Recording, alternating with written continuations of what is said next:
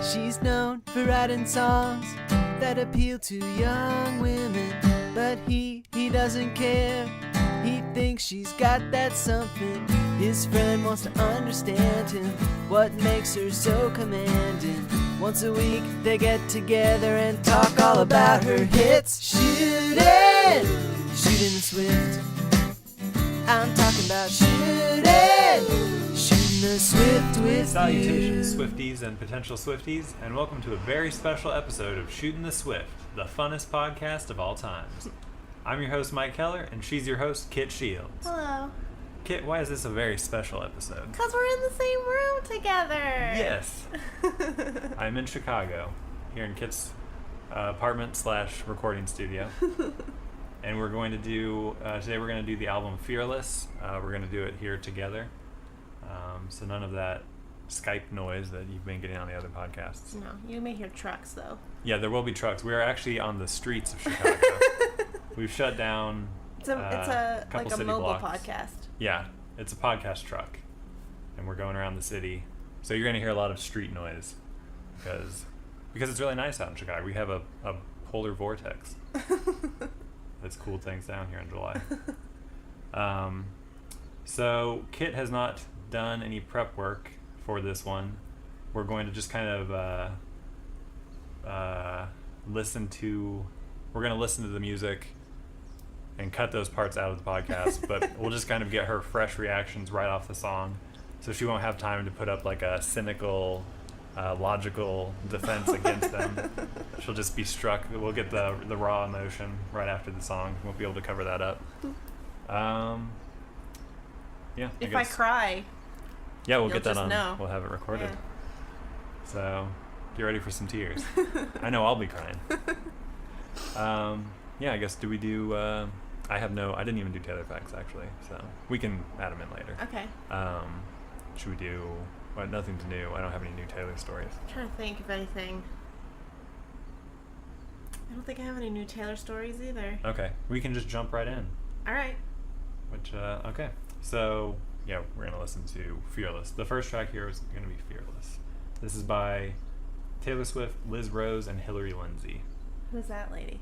Oh, first, I don't know, some new lady. First, though, a couple quick facts about Fearless. It was released on November 11th, 2008. It went on to win Grammys for Album of the Year and Best Country Album. And it is the second best-selling album in the last 6 years, behind Adele's 21. I have a question. Yes. Is this the one where Kanye interrupted her? Yeah, that was MTV You Belong Awards. With Me. Yeah, Okay. that was for the 2009 Okay. awards, so yeah. What did you think of that, Mike? I guess, well, we might talk more about it when we're doing the videos. All right. So should we save it for later? All right. Okay. So yeah, we'll be going to that later. So right now we're going to do Fearless. So what did you think, Kit? What was the initial reaction? Well, I would say my initial reaction is that her vocals sound really good. Yeah. Like, her voice sounds so great on that song. I agree. I concur. Yeah, it sounds really pretty. It sounds like a big difference, kind of, in terms of just like her confidence or something. Right. Well, on the self-titled, I can't remember which song, but you had said that. Sounded thin, kind of. Yeah, thin, kind of. But yeah, you can definitely tell she's been. And it working on sounds that like a in the human interim. still, too, you know? Right. Like, it sounds very much like a human singing into a microphone. It doesn't sound super processed to me. Right. I can't always tell if there's autotune or anything. I don't think she uses that on any of the tracks. But I mean, I'm sure people have been messing with vocals forever, and I'm sure there's a lot of stuff, but it sounds real and very... No, I'm not saying it's auto-tune. It just sounds... They did a good job of making it sound, like, pretty authentic. Cool. And, I don't love the song, though. Like, I agree. There's a certain, like... I think I appreciate I think I appreciate the production, like, because it does. There are moments where, like, yeah, like, you want to nod your head along, but I think it sounds kind of like a little bit 90s, which isn't the worst thing in the world, but it is weird to me how, because I think I've said that about some of her other songs too, and we were talking about like the video the like Faith Hill-ness of the video, which is like a good thing, but it is weird how it does seem kind of a different time to me. Right. From what else was going on. Well, I think it's just not quite. Yeah, I don't even think it's necessarily like old or outdated, which I don't think is what you're saying, but just it's very different from the current culture, and that the current culture is all kind of on this similar, in terms of, at least for pop music, it's mostly just kind of sexual, or just like a club kind of song. This is just kind of, out of sync with that. It makes me want to look up like what else was in the top 40 during this time. Right. Because were there a lot of songs that were just like someone sat down and wrote a song? Do you know what I mean? No, I mean, I think even by this point it was more like club music. A lot of hip hop, a lot of So I think that it's kind of an outlier. Yeah, so that's kind of cool, and that does maybe suggest a real difference between like country and like, even though this sounds pop, maybe what's country about it is that like someone's writing a song. Yeah. With like first chorus, bridge, and stuff like that. And there was, I'm sure, plenty of stuff. But in what I remember, it was. Yeah, what I remember is not from that time is mostly like kind of more hip hop type stuff, which isn't, nothing wrong with hip hop, but it's different from like traditional pop music. I get really sick of the cliches that she employs. Okay. You know what I mean? Which, was there anything in particular? Yeah, the line, and it also kind of tends to seem like the line that I think is the worst. I think she's a good lyricist, but a couple of times now, the lines that I go like, ugh, that's like the line that's repeated in the chorus like every time. So the one where she says, I don't know why, but with you I dance in a storm in my best dress. Right. Like, I asked if this song was, in my notes I said, is this song based on The Notebook? Because it's just like, I don't know. That's something that would be in, like, I said, in like a Viagra commercial or in a stock photograph, or, you know what I mean? Like, there's just something like, I know that that's a thing to reference, but it's such a, it's like simultaneously a romantic comedy cliche and something that no one has ever actually done. I'm sure somebody. Oh no, Spider-Man and Mary Jane did in that movie. They kissed in the rain, so that was a real thing that happened. So people have really done it in real life. No? Right. That's a movie. Whatever. Based on a comic book, and like when she says like. And then when she says like the one horse town line, like those kind of things tend to be like, you're better than this. At least like give me a twist on that image. Right. And I'm not gonna say like, because my first reaction was like, you're not from a one horse town, but she doesn't have to be from a one horse town to write about that stuff. But she could come up with I don't know. It's okay. It was okay. I liked the guitar solo too. That was a good guitar tone. All right. But yeah, and also like sometimes when she like says, I feel like she emphasizes the wrong words. So like in that line where she says, I don't know why, but with you I dance in a storm in my best dress. Like the words that get emphasized are why and I'd, because that's the rhyme. And it just seems like that's like, those are not the words you would want to emphasize by rhyming. And the same thing when she said, like, the line where she says, you stood there with me, where that's a whole line. It's like, that's like the kind of line that gets you to the meaningful line. You know what I mean? Okay. So it's like, how about another pass at these lyrics? Okay, well, two things. I think, and for the last thing you brought up, I think partially that happens in music just out of necessity. Like, yeah, you could probably go back and rework the arrangement, like to fix like the lyrical emphasis and stuff. But going back to the cliche, the use of cliches, I think the way I view it is like I've said, I kind of go into it viewing it as like she's a fiction writer. So everybody is gonna react differently to like what bugs them, what they've seen too many times before.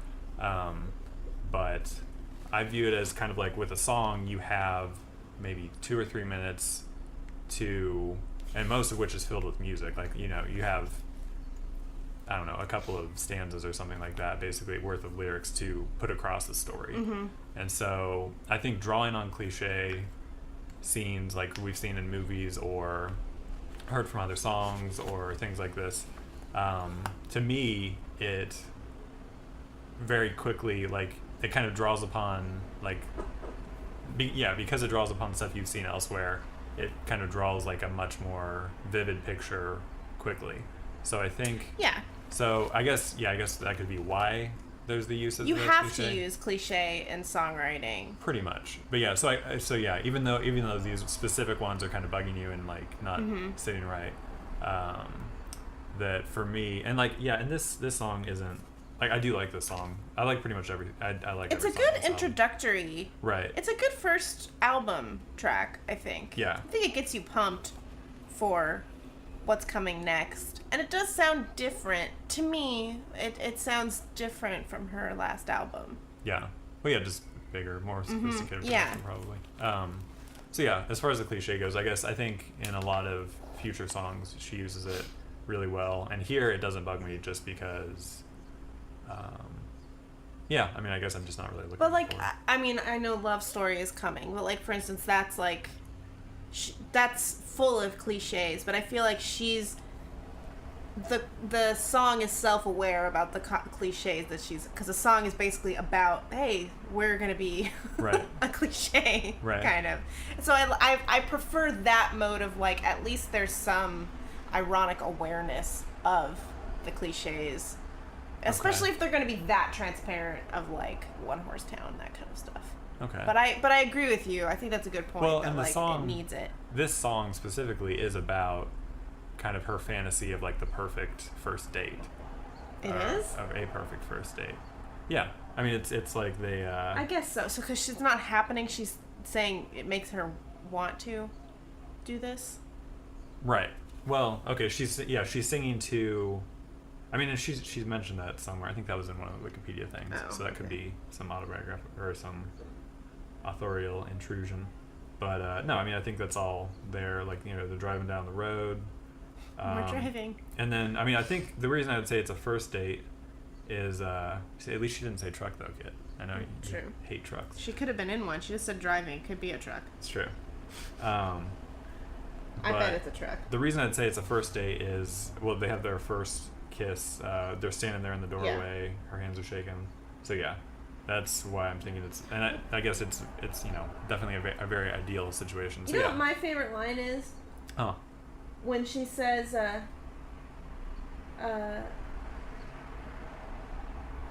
the whole verse about I'm trying so hard not to get cut up now, but you're just so cool. Run your hands through your hair, absent-mindedly making me want you. Yeah. Like, that to me is like, there's something very truthful. I don't know. This is just, I feel like I've had teachers, like in high school, when I used to say in English essays, when he used to say, like, I can relate to this character, or I mean, I don't think I would say that, but when that was when you would call a character relatable, I remember one of my favorite teachers, Mr. Schlafly, said, like, I think it was Mr. Schlafly, said, like, you should be able to relate to any. That's like a baseline, is kind of like being able to relate, just not because they're like you, but because they're human beings, and if they're drawn well, like, you should be able to, so that like relatability is not necessarily like a great criteria, but I will say, like, in my experience, this sounds like a kind of universal descriptor for, but still specific,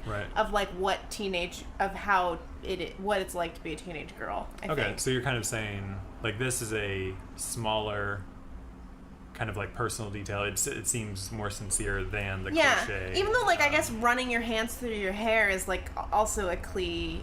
Like, I mean, that's like a cliche of a cool dude. And you know, maybe the way it's phrased even makes it kind of causes it not to come off as much of, like, you know, like, I mean, and plus, I mean, there's probably just something inherently cinematic about kissing in the rain. Yeah.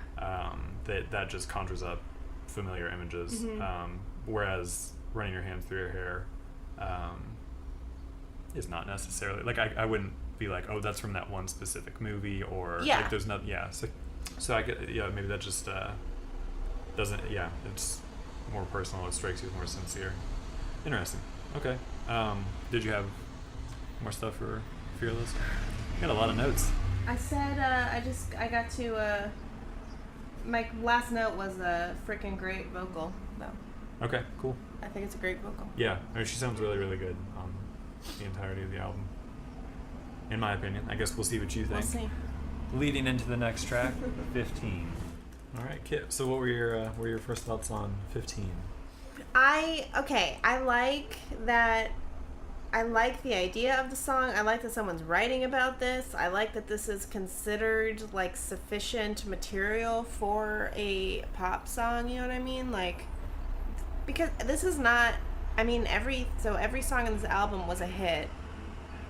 Was in the top 40 at least. Mm-hmm. Which I don't know a lot of other songs that are about this like subject matter that would necessarily get in there. And I do find it to be much more emotionally complicated than like just the fantasy songs. Not that there's anything wrong with like the fantasy songs, but like this is a more this is certainly I mean on the one hand it's still cliche, it's about being 15, but it's also like again it's like this kind of material is like seems more truthful than like Dancing in the Rain kind of stuff. Definitely seems more autobiographical. Yeah. But it's just not my taste as a song. Like it sounds a lot, other than how good the vocal is, it sounds a lot like a worship song again. Okay. So yeah, not your genre, but you're appreciating the lyrical content?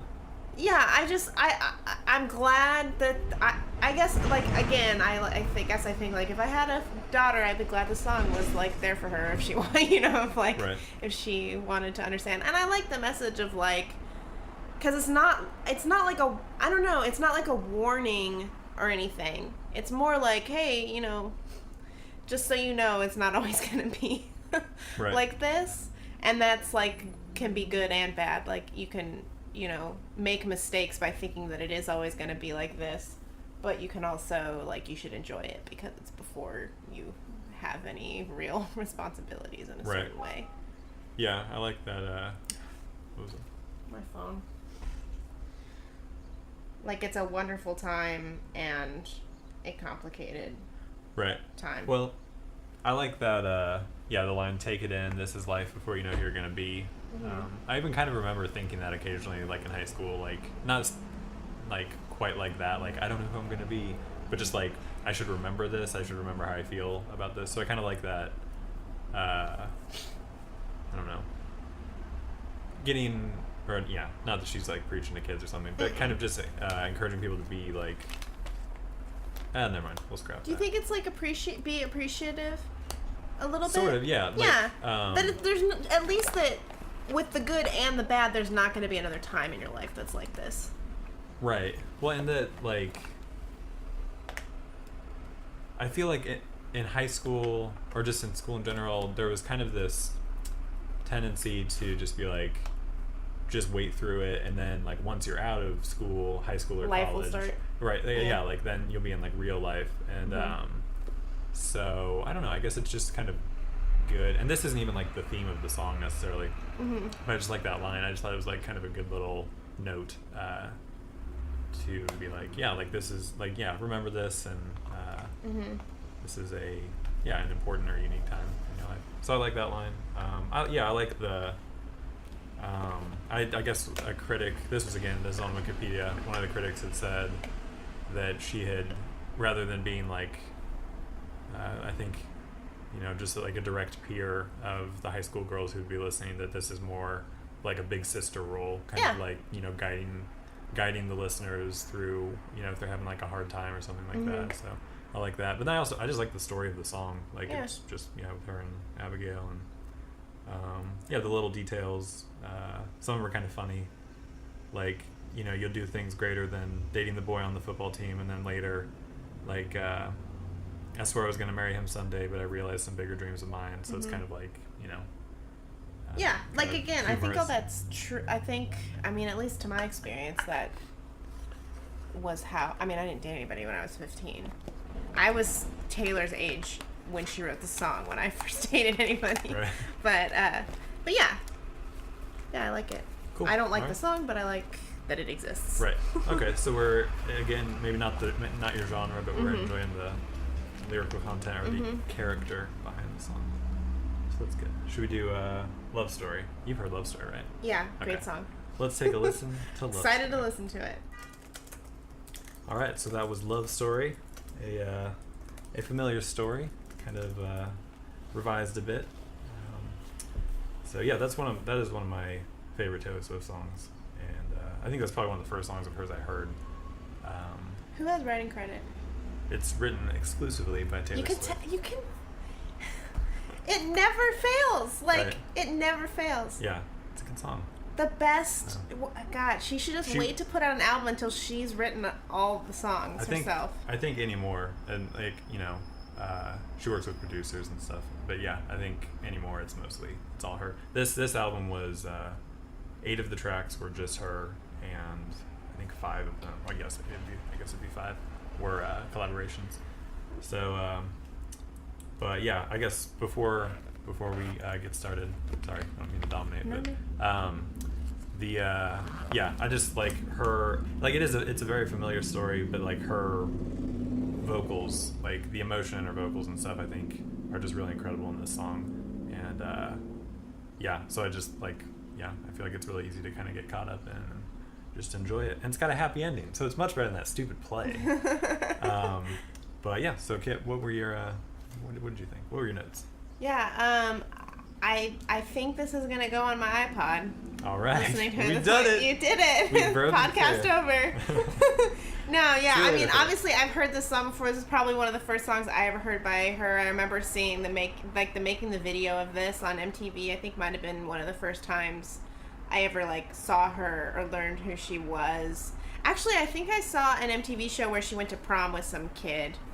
And I really liked her, but I didn't know any of her. I just liked her as a person watching that show, and she seemed really cool. But I enjoy, I liked watching making the video, and she just, I don't know. It's I think this is, it doesn't get more perfect than this song, I don't think. And my first note was who has writing credit, because I'm like, this has to be just her. There's no way more than one. This was not a song by committee. What makes you think that? Lyrically or musically? All of it. And I said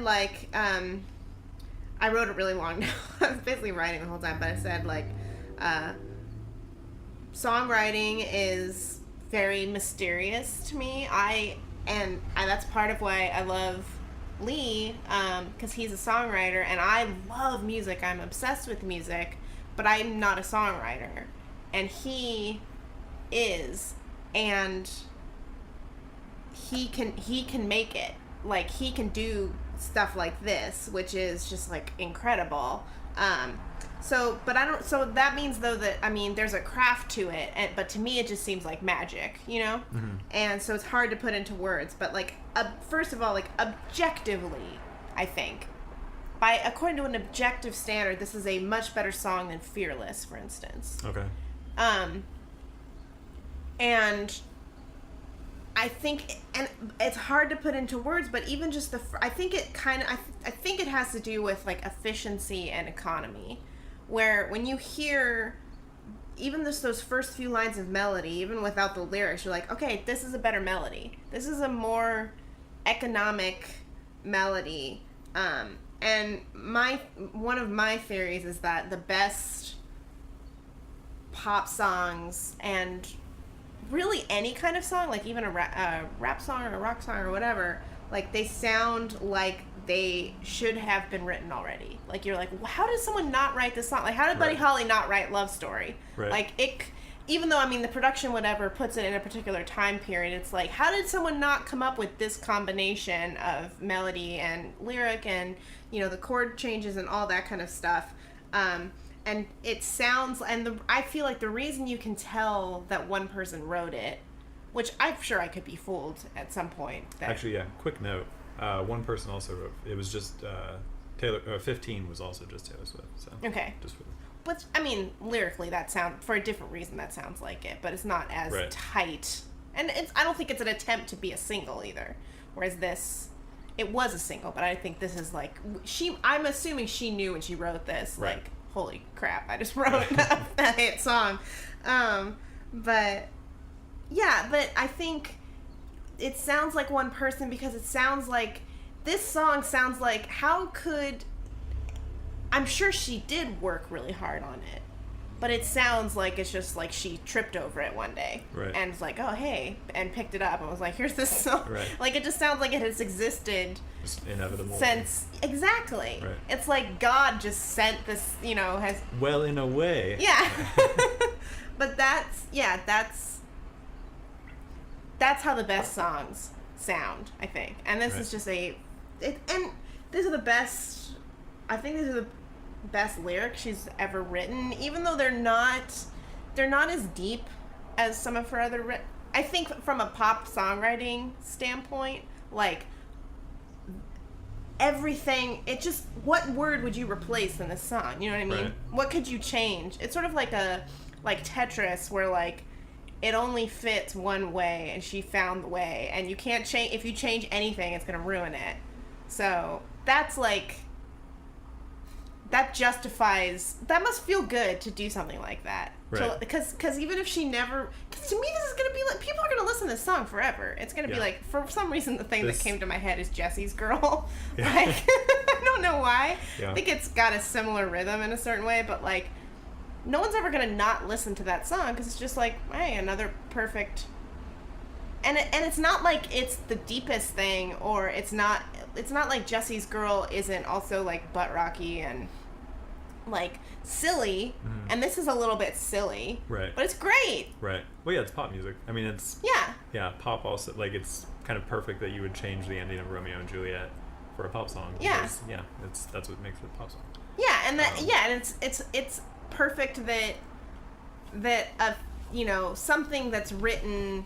I mean, even though she's a grown-up at this point, like, it's written from the She probably wrote this when she was younger. So it's definitely written from the perspective of and for teenage girls, and I think there's, like you're kind of suggesting, there's humor in the fact that, like, the ideal would be Romeo and Juliet, right. And, like, you wouldn't know the ending of that play. But, yeah, it's absolutely perfect. Excellent. Well, we can stop the podcast. Folks, thanks for joining us. We've accomplished our goal here quite early on. It's not going to get any better. Three tracks into her second album, Kate has already been completely won over. Yeah. So, but yeah, I guess I got no more notes. So we will move on to Hey Stephen. Alright, so that was Hey Stephen. That was another Taylor Swift exclusive. I was gonna bet my life on it. A pleasant little ditty, if ever there was one. So Kit, how did that song sit with I've you? never heard that song. I don't think that was really on the radio. I never heard it on the radio. So. It's great. Great song. It's a great song. Wow, you're a Swiftie now. It's a really, really awesome song. It's like kind of like sexy for her in a way, like just like this. It sound. I mean, she's gonna have another song that at this point that sounds anything like this. Just vocally. Any of it, I don't think. Like it's like almost like a little. Yeah, it's like.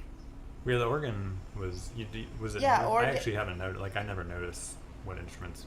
Oh really? Yeah, the organ is. I've never heard that before in her music, but like even that rhythm and the kind of there's almost like a 60s kind of vibe to it. When you got the snaps. Yeah. That's apparently, I guess the song isn't about, but it's there was some guy in a band called Love and Theft, which I have not heard of, not in my circle, named Steven. But yeah, so I guess he wrote a song about her, and then she called him and told him, I've just written a song about you, and so they were friends, they toured together, something like that. So anyways, the finger snaps, a little fun bit of trivia, was his kids or something like that came into the studio because they wanted to meet her, and so she incorporated them into the song, and so they're snapping. That's cute. So yeah. I think this is a really good song. And again, I don't know, maybe it's because again, the lyrics are just cute and kind of kind of superficial or whatever, but there's no problem with that. Right. Yeah, they're. Yeah, it's just kind of just romantic. Yeah, it's just cute. It's just a cute song. Right. Just might go on my iPod too. Nice. All right. I also like the. Yeah, I think probably my favorite line is the. Well, they're beautiful, but would they write a song for you? It's funny. Also, she's beautiful, but. That's true.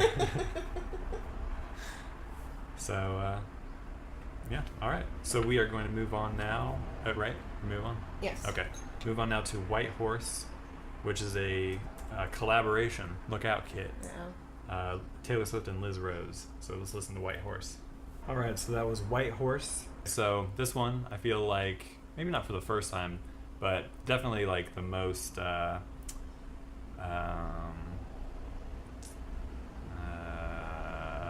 can't think of the word. The biggest collision of the reality and fantasy worlds. We can edit some of that. No. So yeah, but yeah, and then also there was also. Yeah, I should have notes. I'm not good off the cuff. What do you got, Kit? There's a lot that I appreciate. Don't read my notes while I'm. I can't see it. Okay. It's tilted. There's a lot that I appreciate about this song. That's not what your notes says right there. I know. Well, I got to the end and I was like, I can't read your notes. Okay. The joke was that I can't. Oh, okay, got it. Well, it's not what my notes say right there. I don't know. I can't read them. It's gonna be like a who's on first kind of thing. So I started. So I'll take you on the journey that I went through with this song. Take me with you. Okay. So I was like, okay, we're back to worship sounding songs, and I said like, I don't think she can write ballads very well, and I am someone who doesn't like ballads as much as upbeat songs anyway, but you know, I don't know. And then I'm like, oh, I've heard this song. I realized that I know this song a little bit. It was on Grey's Anatomy. I don't watch Grey's Anatomy. Oh, me neither. Do you watch Grey's Anatomy? No, I don't. It said something on Wikipedia that it was. Okay. I think this one was on Grey's Anatomy. And then as it kept going, I was like, I think that's a really good chorus. Like it's like the melody of and the rhythm, the way that she's just, it's good, and the lyrics are good, like and a good concept for a song. I'm maybe a little bit bugged, like you're saying, the reality and the fantasy meet up, but I think she trades in fairy tale and movie tropes a lot to be then like saying, you know, casting them aside. But ultimately, I don't know if she's casting them aside. I mean, it's just that she is clearly a character who fantasizes about like being in like a romantic film or setting, or you know, a play or something like that. And so like when that character is then confronted with reality and it doesn't go that way, then there's kind of this additional layer of sadness to it. Like she really had these big dreams for the relationship. And I think that's true. I think that's an accurate reading, but I feel like my way I hear it was more like, and this is probably inaccurate, but the way that it sounded to me was like her saying this to him. You know what I mean? Where it's like, hey, this ain't Hollywood. This ain't a fair. You know what I mean? Like, this ain't no Disney. Even though I agree with you that there's that too, that like she's very disappointed that that's not the case. I can't remember what the line is, but she says something like that. Hold on. I was a dreamer before you went and let me down, like that line. But like she's saying this to him, and I sort of feel like him coming in on a white horse, which I think is she's implying that him apologizing is the equivalent of that a little. I think that's what she's saying. Like she's saying it's too late for you and your wife. It's too late for you to beg me. What are you laughing at me for? I'm just picturing this literally, where like the guy's like, he's trying to like come up with a really grand apology, so he gets like a big white horse and like storms into. No, but that's what I'm. So I think I agree with you. There's like she's divesting herself. So she's divesting herself of that. It's the revenge of the trucks. Yeah. You've upset them. Okay, sorry. She's recognizing that stuff is a fantasy, but also telling him, hey, this is like as though she, you know. Oh, like he should have lived up to the fantasy? No, I think that's it, but I think she's saying, hey, I think there's multiple ways to hear it, and the way that I pictured is her saying, like, hey, what do you think this is, Hollywood? Right. You think you could just, like, make some grand gesture and I'll forgive you? But I know it's also her realizing that. Okay. But that kind of bugged me. It's that's like, true. Well, there's that. He could. Right. You know? You would probably like that. Right. But ultimately, I guess I think this is a good song. And then for the last half of it, I just was writing down Taylor tropes. Taylor tropes? Yeah. What are some Taylor tropes? Kissing in the rain. Right. Wet clothes. Okay. Cars, trucks, driving. Small towns. What's the truck in this one? It's a horse. No, I'm saying in general. It made me think in general. Oh. There's no kissing in the rain in this one either. But there is. Oh no, that was the last one. Yeah. Kissing in the rain, wet clothes, cars, trucks, driving, hating small towns, but being in a small town, big cities, boys as angels, and laughing at others. Laughing at others. That's just 15. What else is that in? She does that in. We'd have to go back, but that's revealing itself to be true. She also laughs in the middle of that of the Hey Stephen one. Yeah, she giggles every now and then. Yeah. It's enjoyable. All right. Princesses. Let's put princesses. Right. Oh, throwing rocks at windows. That's been in like 3 or 4 songs. Throwing rocks at windows. Right. Other girls being pretty. Sorry, I'm typing this down for posterity. Other girls being pretty. What was the one I just came up with? That's a trope. Other girls being pretty? Yeah. Is that really a trope? Yeah. In her song, it's like, I know they may be beautiful. Right. Other girls being pretty / implication that she is not pretty. Oh, okay. So that could be. Yeah. Okay. All right. Well, we'll keep a running list. What is next? What are we looking at here? iPad. You Belong With Me. Yay! One of the best songs ever. Yay! All right, here we go. You Belong With Me. All right, so we just listened to You Belong With Me, an amazing song of triumph and happiness. Great little story. What do you think, Kit? Can I tell you my guess for who wrote this? Sure. Okay. I think that she wrote... This is how I imagine it happened. I think she wrote this song. Okay. And then I think Liz Rose got involved with it. Okay. That's my guess. Well, it is Taylor Swift and Liz Rose. It's a collaboration. Okay. Well, I guess it doesn't tell you what know. order the song was written in. But the, that's my image. Because this sounds like something that... I think this is a great song. I would never say it isn't. I enjoy listening to it. I think this is probably at the top of her oeuvre, her best work. I don't think it's as good as Love Story, though. Okay. How come? Because... And I've said, like, I wrote in my notes, like, this is a great song. I would never say it isn't. It's perfect. It's a perfect pop song. Okay. Proceed. Okay. I don't think it's quite as economical as Love Story. I don't think it's quite as simple. I think there are more elements just in the production that will date it. Like, there's more, there's more crap going on that I think will make it sound a little bit less timeless, even though I do think this will be a song that people listen to forever, probably. Okay. I just think, and it's also a personal taste. I think Love Story is better. And also, I think if there's something, like, this won't go on my iPod. And I think the reason is, for me, as a matter of personal taste, it's the content of the lyrics. Number one, it's not something I identify with, even though I know that this is a thing. Like, obviously this is like a trope, but it's not something I identify with, and I don't like this kind of... It's a little bit like self-pitying and a little bit like the cliches of what makes a typical bitch and what makes an underdog hero are it's just a little bit mean to me. Not that that's wrong, and that totally has a place in pop music, and she should be able to write that stuff, and there's songs I listen to that are mean that I still like, but it's just, I don't know. Maybe I feel like I would have been the other girl or something. The mean lady? Yeah, well, but she's not mean. She's just a cheerleader who doesn't like the same music her boyfriend likes. But she's always bringing him down.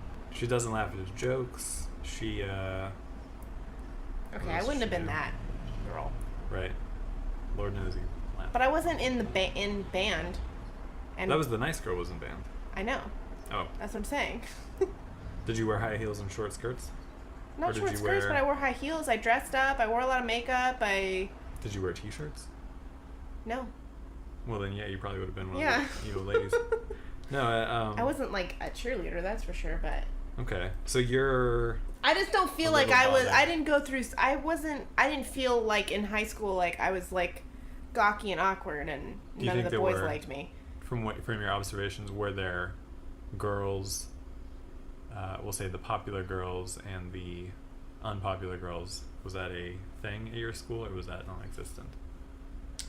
That was definitely a thing. Right. So would there have been... was it kind of drawn out in these same lines where it's like there's like the real sexy girls that all the boys want to be with? They're the popular ones. And then there's the kind of the homely, I don't know, the less sexy I guess my girls. thing with that is there were definitely the girls who were like considered sexy and you heard about them more. And then there were the girls who were not considered sexy or even considered gross or whatever. So however, However, the line was not always the ones who are sexy are bitches, right? And the ones who are not as sexy are awesome and gonna blossom someday. Some of them were also bitches, and they were not liked for reasons other than they wore glasses. Of course, well, yeah, and that's reality again. Like, yeah, I know, but I don't like. I think this is gonna sound insufferable, but I transcended all this bullshit. Right. That's how I felt. I didn't give a shit what. Sorry, I shouldn't be cursing. I didn't give a poop what.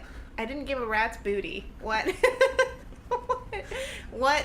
I was not aware of what they were doing. Right. Okay. Well, let's say maybe for the ladies who were cool, like they were actually cool, but they weren't considered cool. Like, do you think a song like this would they be wrong to identify with it? Or no, I don't think they'd be wrong to identify with it. But I would kind of rather go like, girl, if he wants to be with some shallow hoe bag, then let him go. Right. Well, that's a realization. Either you're better than him or not. Right. You know, like. Yeah. I mean, but obviously you get hung up on a guy, but the idea that, like, the thing between him being with you or not being with you is another girl, that's not true. Ladies out there, that's not true. She's not the reason he's not with you. He's just not that into you. or he's not as cool as he's gonna be. Actually, while we're talking to the ladies out there, I've got some contact information. Okay. To get in touch. I'm just kidding. Don't contact me, please. Except at our email address. Yeah, dude, you can shoot me Which some emails. Is? Oh, shootintheswift@gmail.com. No G. With no, yeah. Well, there's a G in Gmail, but there's no G in shooting.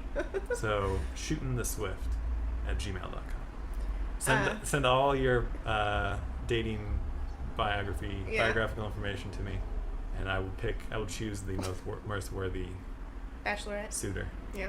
Yeah. But yeah, like I guess this kind of there's no place for me in this song, which is why I said as a matter of personal taste. I wonder what the place for me is in this song, because we'll say, I'm kind of using popular in terms of like the bitchy girl, who like the antagonist. So Cordelia. Right, but none of that was ever happening to me in high school or after high school, before or after. So yeah, I don't know why I can get into this fiction. Well, I don't think it's not like I don't like songs that aren't about something I care about. You know, like I listen to plenty of songs that are about like mummies. Right. I don't identify with mummies, but like I like the song if it's a good song. Wait, you listen to a lot of songs about mummies? I have some songs about mummies.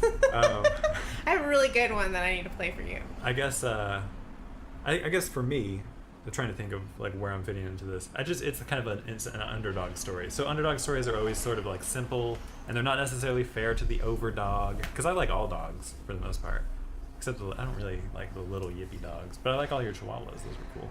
So point of what I'm trying to make is that it's just kind of like a fun underdog story. It's problematic in the same way that most underdog stories would be, but it's also very like fun, and like you're kind of rooting for the underdog. Yeah. So I think that's why I like it so much. I think that's definitely what works about the song. I think for me, I'm not rooting for this underdog. And first of all, one of the barriers is I know that this is Taylor Swift, and she's not an underdog. But she's both roles in the video. And that's a big mistake. Why? I mean, it's funny, and she does she's a fabulous actress. Right. But are you serious? Or are you being sarcastic? She does fine in this video. I'm just saying it's like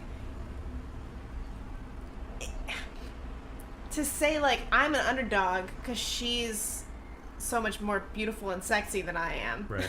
But you're playing both roles. That's funny. So like it is funny, and I wish it's almost an acknowledgement of the unreality of the song. It would be great if it was just a little bit, if something in the song also did that. You know what I'm saying? Like I actually think that if the video went a little bit farther to make that point of like that this is all farcical, and that the idea that you keep okay, sorry. What? I mean to interrupt. I keep wanting her to be ironic or something. You keep wanting, you want to have that kind of intellectual remove of irony. But not always, because I think Love Story is pure fantasy, and it's great. Right.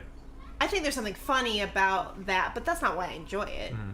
Like, but this, I think the bottom line of this is, to me, this is mean. To me, this is a mean song. This doesn't make me like the protagonist. I don't root for this protagonist. Okay. Because, especially when she says crap like, she doesn't get your humor like I do, and she listening to the kind of music she doesn't like. Like, I will say that is a true to high school feeling. Right. I definitely knew a lot of people who said crap like that, but I wouldn't want to hang out with them anymore if they were still like that. That's true. Well, you know I mean, definitely. Okay. Yeah, I agree that it's not maybe appropriate or the best way to behave. Or that doesn't mean that there's anything wrong with this song. Right. Because that is true to how people act. If this was a song that she was writing now, like in her 20s, mid-20s, then I would probably have the exact same reaction as you. But I guess for some reason, like in high school, it's just a very petty song, and which is fine and accurate, but it makes me uncomfortable, and that's why I don't like it as much. All right, cool. I can dig it. Well, we had two big winners on this one. Well, and I still think it's a freaking great. It's a great song. Yeah, it should exist. It's just makes Okay. All right. Well, that's fair enough. Were there any more notes? Or? No. Oh, I meant to say. This is gonna get cut, but one of my notes that I forgot to read, on 15, when she has that line that she says he's got a car. It's like, and it made me go like, I wrote like, I wonder if her favorite movie is Crash. Just like cars and sex are very closely aligned for her. Right. Well, but that was when you're 15. It's like cool because the boy, like, he's a little older, he's got a car, like that's like a cool thing in high school. I know. So that's where that comes from. I don't think she has a fetish at a certain point. There's a lot of cars in this song. In 15 or in her all of her work. Okay. I would guess 75% of her songs mention cars, driving, or trucks. Yeah, we'd have to break it down. Yeah. We'd have to possibly more. Well, we should look it up. It's a big part of our lives. Let's do a word cloud of her lyrics. That'd be fun. We could do that for each album. Cool. See which one's the biggest. Okay, so now we are going to move on. So yeah, that one is that was written by Taylor Swift, and he's like Colby Calais. Is that his name? I think it's Calais. I don't know. Okay. Well, yeah, it's probably French-ish. It sounds French. She sucks. I've never listened to her. She does that song. She was on the song. You could hear her. She was backing vocals. Yeah. She know that song. I think her song is like Bubbly or Bubbles. Is like it starts in my toes and it goes in my nose. Oh, I've heard that song. I like that song. It's like the Jack Johnson, female Jack Johnson. Okay. That song makes me want to puke. CC, JJ. I think they're both like Beach Bunny people too. Okay. All right. So what'd you think? I guess it seems like you didn't care much for that song. I think it had a pretty singing and whatever, but I'm not trying to be sassy, but the thing that came to my mind is that's like a musical laxative. Musical laxative? Yeah, it just goes right through you. It's just like... Seriously, I didn't... It's like... That was... I don't know. It's like nothing. Okay. It's like massage music. I like it. I feel like it's... Actually, this is maybe a point to make on back to Fearless and then to this one. I feel like they're not necessarily like the best songs stand alone, but they have their place on the album. Yeah. And this kind of like cools things off a little bit. Yeah, it's pleasant. It's pretty sound and it's pretty singing. Yeah, because if they were all like real upbeat, it would get kind of exhausting. So yeah, I like the song. I guess. But it does feel a little bit like filler, a little bit. Yeah. Maybe less like filler though than the stuff on the self-titled that it was filler. This feels more thought out. No more went into it. Mm-hmm. Okay. Yeah, I like the lyrics. All right. Yeah. That's what I got for this one. Shall we? Tell me why. All right. Kit, what did you think about that one? I don't really like it as I don't want to sit around and listen to it, but I think this is more of like an underdog story that I can root for. That it's just and I like I've heard some of her other songs that are about like people who are mean, and I think I can't remember what it was, but she had one on her previous where her response to that, and this is unnecessary psychoanalysis, but where her response to that is like, hey, I see that you're being mean to me, and I wish you wouldn't. And I like that. Right. Like, that's such a healthier response than your girlfriend's a bitch, right. Like that kind of stuff. Like, I like that it's not fighting back. It's just saying, hey, you're hurting my feelings, and I'm not going to put up with this anymore. And right. I want to understand why, I like that stuff. I don't like the production or instrumentation of it. I don't like the little like banjo or mandolin beat that sounds like Bubba Sparks or something. But I do think like, God, her voice sounds so great on this album. Yeah. Like her vocal on this is awesome, even though I don't really like this song, but she sounds amazing, and I'm like all the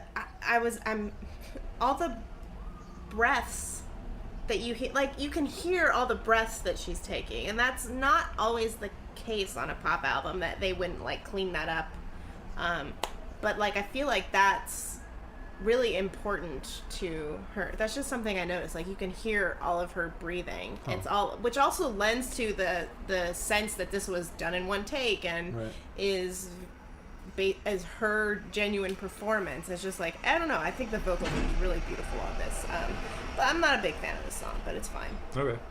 What did you think about her kind of critique of the Enlightenment and modern society? Where? I'm sick and tired of your reason. I need something to believe in. Yeah, it just seemed like it was pretty obvious. So she's not necessarily railing against a boyfriend.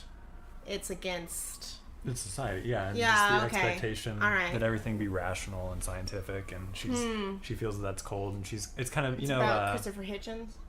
No, I'd say it goes back more to like Max, like what, Weber, is that how you say? Weber. The disenchantment. She's kind of, she's feeling disenchanted. Oh, well that puts a song in a whole new light. Right. So. I'm not bulletproof. So you really, Interesting. Yeah. No, then I love it. Okay, well, cool. All right. So we will then flip on. Oh yeah, I like the song too. That was my input on it. Okay. I didn't have any notes. Yeah, I guess. Yeah, I don't mind the country instrumentation. So. I don't dislike it because it's country, but I don't like. It's like, I think if she did, I don't know. I think that the country. But like, we're gonna do like a hip hop beat with this, with these country instruments. That's silly to me. I'd rather I think if she just did this on stage with like, someone playing banjo and mandolin, that'd be fine. But it's the like trying to make a beat out of a banjo, I don't like as much. But that's personal. Right. Yeah. So. And again, the song doesn't sound like it's as recent as it is to me. Yeah. It sounds much older. Not that that's a bad it's not a bad thing. It's just interesting. Right. I can't imagine that this would ever have been on the radio in 2009 or whenever it was. Yeah, I don't know. I don't know if this is a bigger one. It wasn't one that I ever heard on the radio. I have heard it. I realized too, midway through, the end of the chorus sounded very familiar. It's on the radio or something? Probably not on the radio, so I don't listen to the radio, but somewhere. Bowling alley. A bowling alley. That's where I heard a lot of, like, popular music, was at the bowling alley. Yeah. It's a good place to go. It's where all the cool kids go. Okay, so the next song is You're Not Sorry. I don't know. I like it. It's a very emotional song. I think the lyrics aren't bad at all, but I feel like the music really kind of makes it a much more emotional song. I like it. Kit, what were your thoughts on this song? I think it's good. I think it belongs on the album. Good vocal. Probably in her top tier of ballads. Probably it's a little. I think it's different from anything else that she has so far in her. It's a little, I don't know, it's a little Coldplay-y in a way. She likes Coldplay a lot, actually. It's not it's not like a. It's a little bit more of a darker kind of ballad, as opposed to just a flowery traditional there's something a little bit different about it, so it's good. It's just not anything that I would ever listen to. Right. Oh yeah, it's just kind of boring, but it's good. Okay. Yeah. Cool. Okay. Way I Loved You. That was written by Taylor Swift and John Rich. Of Lone Star. Really? I believe he was in Lone Star. Huh, I didn't know that. But yeah, to me, that song's actually kind of a weird one. I hadn't really thought about this until just listening to it again now. But that one gets stuck in my head more often than almost any other song on here. That, I don't know, melody or whatever, just, yeah, it's almost constantly stuck in my head. My life is a living hell. Please help me. No, I like the song a lot, but yeah, it's the lyrics, I think, kind of a confusing message, but I don't think there's anything wrong with it, and definitely nothing dishonest about it. But yeah, just the music itself is really, really sticks in my head. So, what were your thoughts, Kit? I've never heard this song before. I thought it was great. Yeah? Yeah, I really like it. It's a little bit, I loved how it opened. I loved the major to minor change that they do a couple of times, anyway, okay. Yeah, it's going over my head. Sorry. It's really good, and it sounds almost I don't know. It's okay, this isn't true, but that opening reminded me just enough of Weezer for me to be yeah, cool. But and musically I like how the difference between verse chorus really reflects supports the lyrics really well. I think the lyrics are great and sexy, and the only thing I wish she didn't go as far in the final verse of saying she doesn't feel anything at all with the other guy, because I think it's possible that you would even. Anyway, that I just think that was a bridge, that wasn't necessary to drive home the point of the song. But I thought this song sounded great. I think it's probably your best vocal on the album, and to me, yeah, okay. I liked it a lot, especially the last. I think it's the last chorus or the second to last chorus where she sounds. Oh no, the last verse where it's she almost runs out of breath at one point. It's just this is a really, really good song. Cool. That I've never heard before. Is it going on the iPod as well? I don't know, possibly. All right. I have to listen to it again. But yeah, this is a good one. I've never just sat and listened to this one really. I think it's really good. Comes before the end, but yeah, it is a good song. I don't think this was this wasn't one of the 4 singles, but I don't think it was a video or anything. Interesting. That is interesting. I wonder if they thought it was too mature or too. I feel like this would be a hell of a single. It is. Maybe it is a little older. I don't. Is that a sentiment a lot of high school girls would share? That I feel like it's a trope. Right. Speaking of tropes. Oh yeah, we got a lot of them. Yeah, we got some Taylor tropes. Get into his car, kissing in the rain. The Taylor Tripp song. Yeah. Cute. How about, should I add 50s gender norms to the list? I guess he could. Hey, it's your list. Go for it. As in, he's close to my mother, talks business with my father. My mom doesn't have a job. Yeah. Well, maybe she does, but it's just... I know. Yeah. It's just funny. I think high school girls would know this, like... I don't feel like there's a lot of... But it's a little bit just, like, more... really, like, upstanding, well-established gentlemen in high school. I think most dudes are kind of like... I mean, I guess there would be, like, the nice guy who just doesn't do it for you versus the hunky guy who's a little... friend zone guy. Harder to love. Yeah. Okay, yeah. So I guess if you think about, like, Leader of the Pack, that's, the right. ultimate torch song. That's true. Is, like, definitely fun. It's such a good song. Yeah. Do you know the Bette Midler version, too? I don't think I've heard It's also really good. Huh. I mean, it's not as good as the original, but I love it. Right. I just like the sound effects. Mm-hmm. Yeah. But yeah, I think this is great. So yeah, well, you were saying, I guess the reason we're talking about high school was it too mature for the audience they were going for? So I don't know why this wouldn't have been a single. Yeah, because it is. Well, it was a single in the sense that it charted in the top 40. Right. But it wasn't like a video, single. It just does that because of iTunes. Like you can buy individuals. Like, I don't think so. No, I think they would have had to release it as a single in order for it to. Okay. So I could be wrong. Go out and buy like a CD single of all 13 of these songs? Is that? I don't know. Okay. I don't know how it works. When every song on the album is a hit, because like that would mean DJs would just have to start playing it. Like, hey, here's a deep cut from Taylor Swift's album. Right. But I think the label would have to offer them all as a single. Right. Do you think that does she know that she talks about that so much? I don't know. When actually I was thinking too. Does she go like, hey, and not because it's also it's a chorus line. It's not just like a one-off line. It's repeated every time. I wonder if she like when she's dating somebody, like every time it starts raining. Maybe she has a hard time keeping fellas around. Just they always leave because every time it starts raining, she's just like, come on, we gotta go make out. Come on. Yeah. He's just like, come on, we got soaking wet. It was just yesterday. To do it tomorrow. Someday. But yeah, I feel like I don't know. I mean, it's not like that's a necessarily.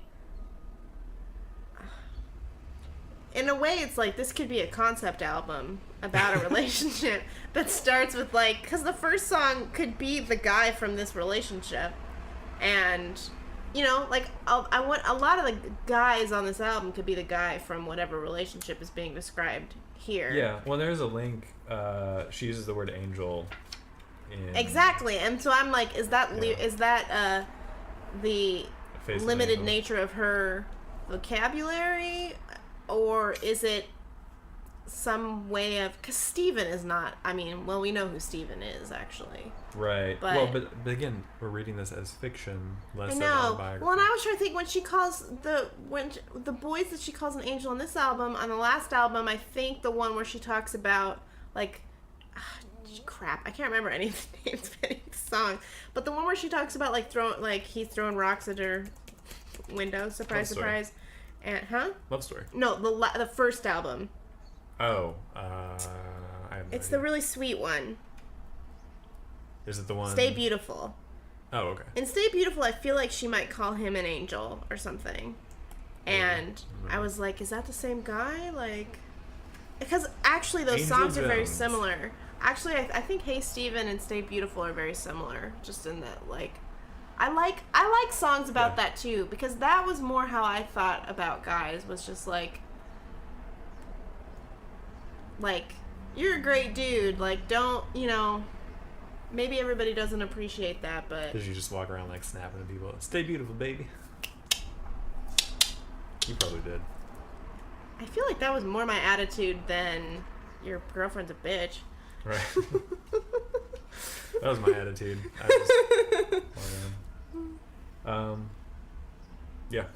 Okay, so Forever and Always, that is written just by Taylor Swift. Yeah, that's one of my favorite songs of hers. Lyrics.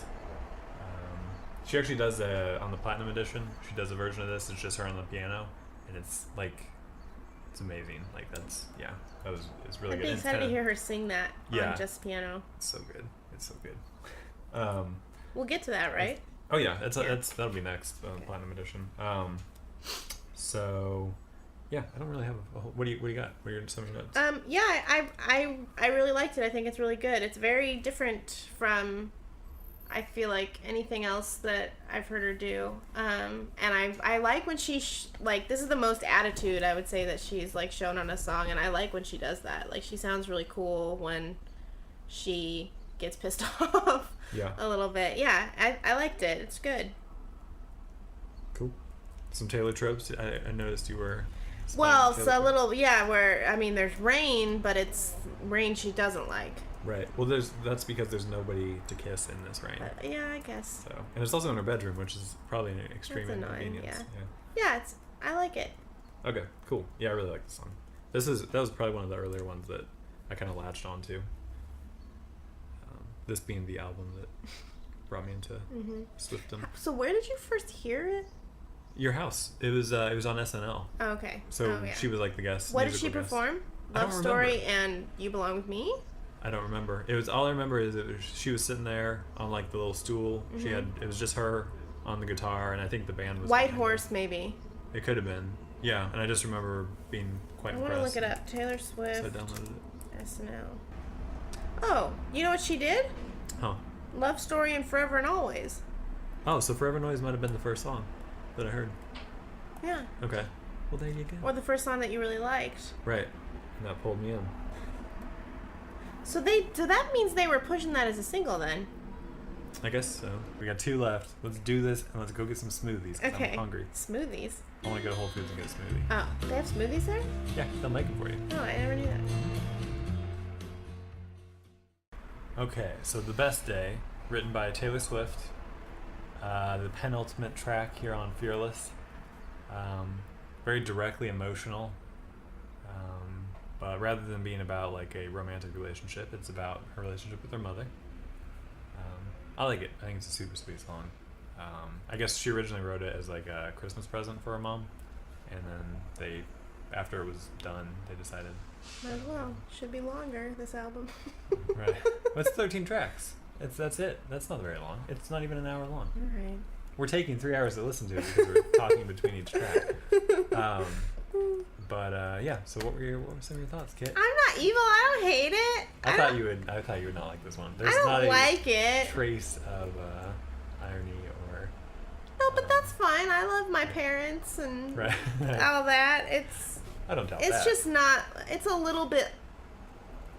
It's a little bit indulgent. I shouldn't say that I think you were going to hate or thought you were going to hate it. I was excited. Completely convinced that this would not wind up on the iPod. No. Okay. No. So that's no. I don't know. It's like I've been making these theme playlists. Right. On my iPod, like based on, so like I have one about like Egypt that I'm gonna give you, right. And like I made like 40 of them, I think. And I just made one the other night about mother and then one about father. So I was listening to like all the great songs on my iPod that are about mothers, and this won't make it. Right. But it just it's sweet though. What are some good songs about mothers? Mother by John Lennon. Oh yeah, that is a good song. Is a amazing song. I'm trying to think of more. I'll look up. I'll open up the iTunes and read them to you. That's okay. We'll do that later. I want to know what they are, though. I want to know what the best ones are. Well, Tie Your Mother Down by Queen. Mama Said Knock You Out by LL Cool J. Mother and Child Reunion really by Paul Simon. Yeah, Mama Said Knock You Out. Mean Mama Blues by Marty Robbins. To My Mammy, Gene Austen. Probably not about a mother, but about a mother figure. Right.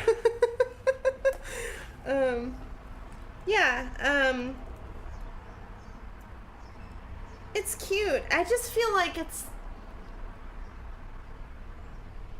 I mean, on the one hand, you should write songs that are. I feel like songs are better when they're really personal, when they. Yeah. And then you just hope that that's universal. And obviously there are things about this that are universal. But in a way, this just comes off. This sounds like she did this for her mom for Christmas. Right. Well, she did. And like her mom would love it, and it's beautiful and adorable. But it's like, it's not a great song without. If you took away the like sentiment, it's not a great song. Right. You know? I hear you. It's just right. a maudlin right. little noodly ditty. Look who you become, the very I am person. I become Nathan nerd. Raven, the destroyer of fun. Good job. Okay, so the final song is Change. A Taylor Swift exclusive. Foreboding. What do you think, Kit? I hated it. How come? Hated it. Why did you? I love that. I love that song. You really do? I love that song. Yes. So, but go ahead and explain why you hated it. I can't tell if you're joking. I'm not joking at all. That okay. You know how I never get jobs? Like, I constantly never get jobs. You listen to this before going on a job interview? No, not before. I listen to this every time I don't get a job because it's like, well, okay. I like the song for a number of reasons. Personally, it makes me feel better when things don't work out that well. But also just in terms of, so that's personal, but less personally, I think it's a really good close to the album, like thematically. It's like the album it's about adolescence, it's about growing up, and I feel like there's a lot of stuff in youth culture like about like revolution and just kind of there's that feeling like we got to overthrow the old order, and it's steeped in all sorts of various history and mistaken notions of history and stuff like that. But so like it's anyways but yeah, I just think this like closes off the album, like the themes of the album, just like leaving it in a place where it's upbeat, like you feel like good, but here there's a I mean it's sort of an inspiring, encouraging song, because I don't think a lot of people are going to be listening to this after adolescence, like maybe some people will, but like I feel like for like the teenager who's sitting there listening to this album, like this is going to be like a really good track to end on, like a really good note to end on. It's optimistic, so yeah, I like all that about it. But also, before we get started, she's waiting to tear into me here, or waiting to tear into the song. No, but the things that do bother me about the lyrical content of this song are all, I feel, answered brilliantly at the end of Speak Now. There's a track called Long Live that closes out Speak Now, and I feel like everything that kind of rubs me the wrong way, either politically or socially or culturally, in Change is answered like brilliantly. Okay. I will look forward to that. Okay, so but go ahead. What are your summary? Well, I don't want to shit all over it if it makes your life better. Right. I think that's fine. And see, I actually agree with you. I think it's a really interesting way to close an album. Like just the sentiment, these things will change, is like a really and consistent with some of the themes of the album too. And so it's unfortunate to me that the song is so bad, because I think that's actually really interesting. I agree with you that, revolution in a kind of bland Green Day kind of way is just a part of adolescence, having no idea what the hell you want to actually change, but the change is necessary. Yeah. You have, as a kid, you have like the way you think things are. And then as you grow up, you find out things aren't that way. There's a lot more problems. And so like your impulse, your first instinct is to be like, well, we have to overthrow the system, and probably not for all kids, but for like for the Green Day kids. So I think that's probably part of where it comes from. I think her vocal surprisingly sounds terrible on this. I think this sounds thin as opposed to like vulnerable or emotional. I mean, it doesn't sound emotional, but it just sounds like she's not pulling it off. Okay. To me. Well, I agree with you on that to the extent. I think her voice does, because it's doing the same things that she does on other songs in the album, but this requires like an Elvis like Well, this is sort vibrato of kind of almost like a call to arms. It's not really like that's very much not what the song is, but like I think like that's the kind of voice you would need. Yeah, and I like the idea. Like again, going back, I like the idea of dramatizing adolescence in that way. Right. Like I think that's really, but I think it requires a smarter song than this is, and a less generic song than this is. And I'm like, did she write this? Like, hoping that he would use it? Hoping that who would use it? Hoping that Obama would use it or something? It seems interesting that this album came out in 2008. It's called Change. It's about... I don't... Like... Isn't that weird? Well, it would have come out a week after the election. Oh, really? Yeah. November 11th, I think, is when it has... I don't think... I think these things just were in the ether at that point. Right. But isn't that bizarre? Right. No, yeah, and I had sort of gotten away from that note when we were, but yeah, I don't think it's because I think I like it better if it's a song that sounds political but is just about being a teenager. I think that has more to do with the album and is more interesting. Wasn't Hope the slogan? Or was it Change? Change. Hope and change. Right. But I thought okay. You're right. I'm right. You are right, yeah. You're concerned now? Well, I was trying to picture like where the change, because I remember there was the poster said Hope. Mm-hmm. And I was trying to think like where change, but it was like Hope and Change was like the slogan, like motto or something. Yeah. Okay.